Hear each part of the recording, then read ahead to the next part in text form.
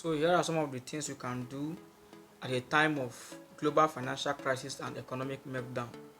So recently the stock market has been bleeding, and since the Liberty Day tariffs imposed by Donald Trump, more than $2 trillion have been wiped off the US stock market, the global stock market I mean. So number one thing to do is do your own research and understand the fundamentals.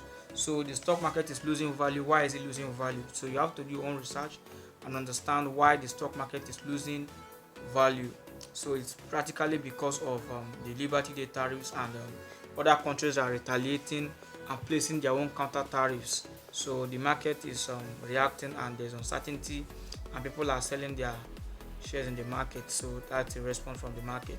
The second thing to do is don't panic sell. So you've done your research and you've known the fundamentals.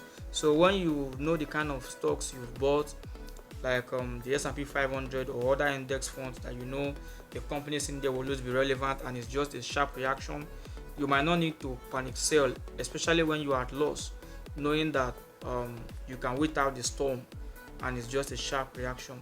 Then the third thing to do is always hold cash, because cash is king.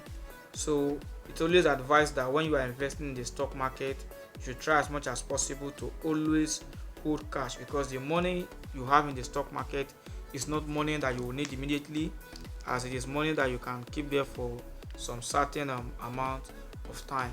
And so since you have cash, you can float and do other things.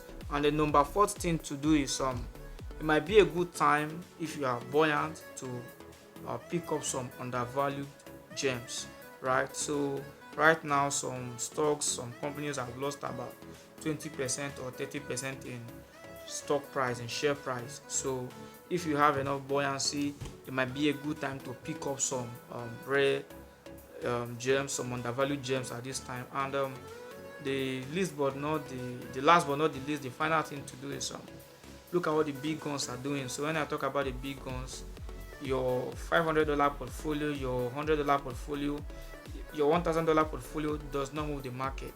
It's the big guns, the billionaires, that move the market, like Warren Buffett. So you can look at what they are doing and you can shadow them to see their strategies and what they are proposing on how to get back to the market, or what they are doing in their own space. So you can shadow them and adopt their strategies. Again, this is not financial advice, but it's just things I think that people can do at times like this. So it's not financial advice. You can do your own research and take your own strategic decisions. Thank you.